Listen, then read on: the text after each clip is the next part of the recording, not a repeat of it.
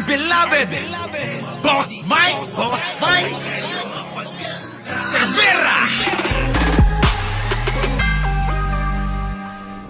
Nauna na ho rin na ang Malacanang ay itinanggi itong pinapakalat na naman ng mga DDS, lalong-lalo na daw itong si Kaufman na pinahintulutan daw ng Malacanang yung pong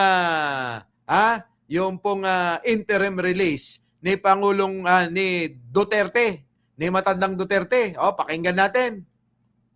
Po ni dating Pangulong Duterte sa ICC na hindi umano tumututol ang gobyerno ng Pilipinas sa kanyang posibleng interim release. Yan, mga kababayan, talagang atat na atat ho sila rin na makalabas, makauwi na itong si Duterte. Oo.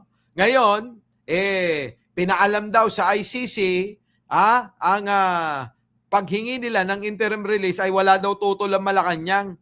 Ngayon ho, mga kababayan, ay nililiwanag ho ng Malacanang na hindi daw ganon. Hindi lang naintindihan nung abogado ni Digong kung ano yung ibig sabihin ng Malacanang. Nako, pakinggan nyo. Sa dokumentong isinumita ni Attorney Nicholas Kaufman sa ICC kahapon, binanggit niya ang pahayag ni Palace Press Officer Claire Castro sa isang media conference. Ayon daw kay Castro, tatanggapin ng Administrasyong Marcos ang anumang desisyon ng ICC. Ayun naman pala, tatanggapin kung ano man ang desisyon. Hindi naman sinasabi, mga kababayan, na pinai-impluwensyahan ng Malacanang kung ano yung magiging desisyon nila kay Digong.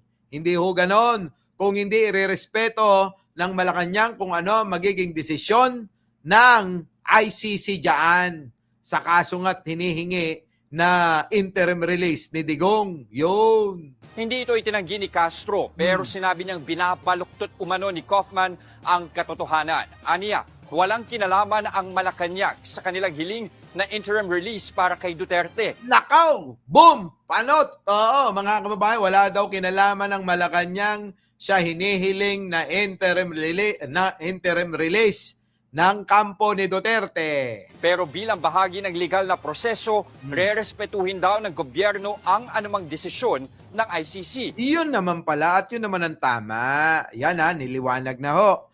Wala hong kinalaman ang Malacanang sa pag-desisyon ng ICC kung bibigyan ho ng interim release, papayagan itong si matandang Duterte na makakalaya.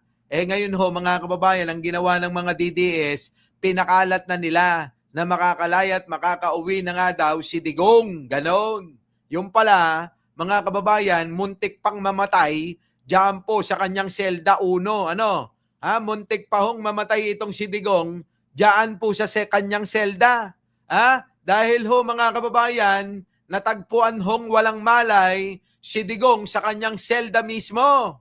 Matatanda ang ipinagpaliban ng ICC ang hearing para sa confirmation of charges laban kay Duterte noong September 23. Hindi raw kasi maayos ang kalusugan ng dating Pangulo ayon sa kanyang kampo. Di ba, kita nyo mga kababayan ko, samantalang sabi ng kanyang asawa na si Elizabeth, maayos naman ang kalagayan ng matanda at talaga namang nakikipagkwentuhan pa. Meron pa nga pakurot-kurot sa Gedli, di ba?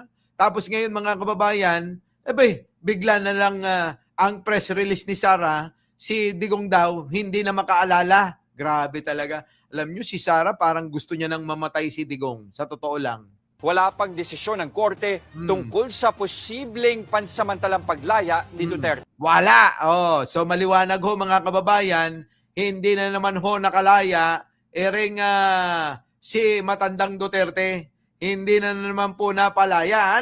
Maliwanag yan Kaya ho yung mga umaasa ng mga DDS na nagsasabi na nakalaya na si Digong, niloloko na naman kayo ng mga DDS na pinapanood ninyo. Kita nyo? Kami na nagsasabi sa inyo ng totoo. Kayong mga DDS, paulit-ulit kayong niloloko ng mga binabalit ng pinagkukuhanan nyo ng balita. Pero mga kababayan ko, wala. Nga. Kaya nga mga kababayan, nag-post na ho itong si Senator Trillanes. Yan mga kababayan, nang aasar pa. Si Antonio Sani Trillanes deport. Mga kababayan, relax lang po. Nasa loob pa si Dutz naghahanap buhay lang ang abogado niya. Kita nyo mga kababayan ko? Hindi ba kayo nagtataka? Si Sonny Trillanes, mga kababayan, ay pumunta sa dahig para ho, mga kababayan, alam nyo naman na si Sonny Trillanes ang unang nanguna para po maidemanda itong si Digong dyan sa dahig. Oo, nang aasar pa si Loco. Kita nyo naman mga kababayan ko. Kaya ho siguro, nakikita nila yung mga post ni Trillanes, kaya naman nagpaapansin at gumagawa ng eksena itong kampo ni Duterte. Na kung ano-ano na naiisip nila, mga kababayan ko.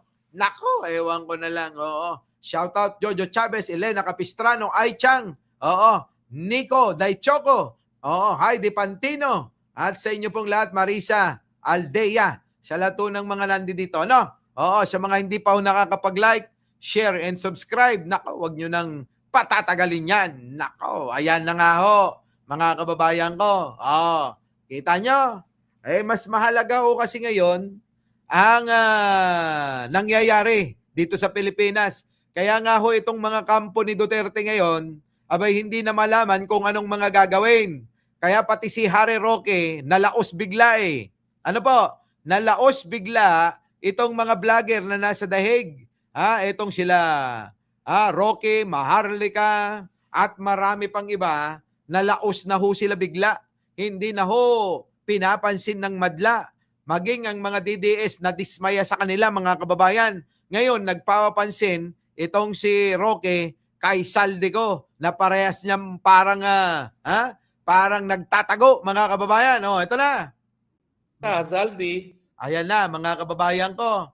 Si Roque, mga kababayan, ay may panawagan kay Saldico. Papapansin, mga kababayan, Akala mo naman malinis. Uy, Roque, harapin mo muna yung mga kaso mo rito sa Pilipinas. So inaanyayahan kita, Zaldi. Alam ko nandito ka sa Europa, ako'y nasa Hague. Napakadali kong hanapin sa Hague. Puntahan mo ako dito kung ikaw ay willing na kumanta na. Naks. At what I can assure you, payag naman yun, basta kakanta ka rin. Ikanta mo kung sino talaga ang mastermind sa Pogo. Kaya nga yan, kaya ka nga nagtago dahil sa Pogo. Ngayon naman si Saldico, puro naman ito mga ghost project at mga proyekto kung saan kumikickback, parehas din naman kayo. Kumickback ka sa Pogo, si naman, kumickback sa mga flood control di umano. Di ba? is kung nasaan man ang iyong ama, he will be proud of you.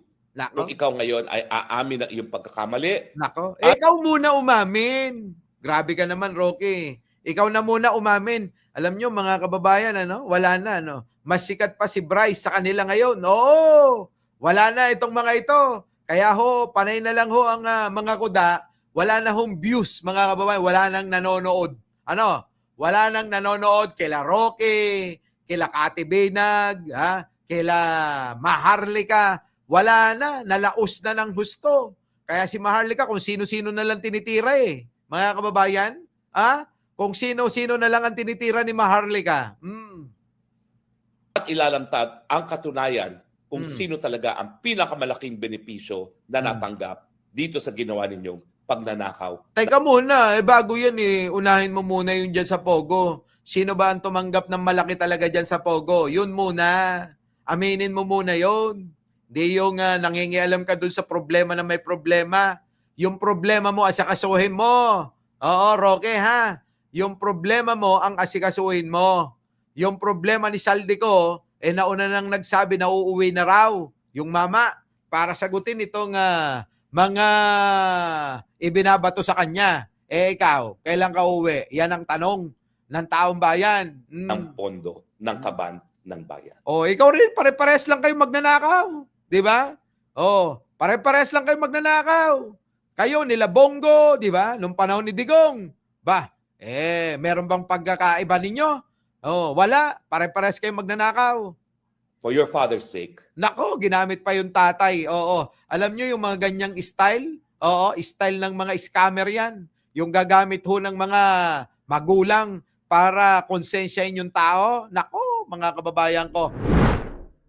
Our beloved Boss Mike. Box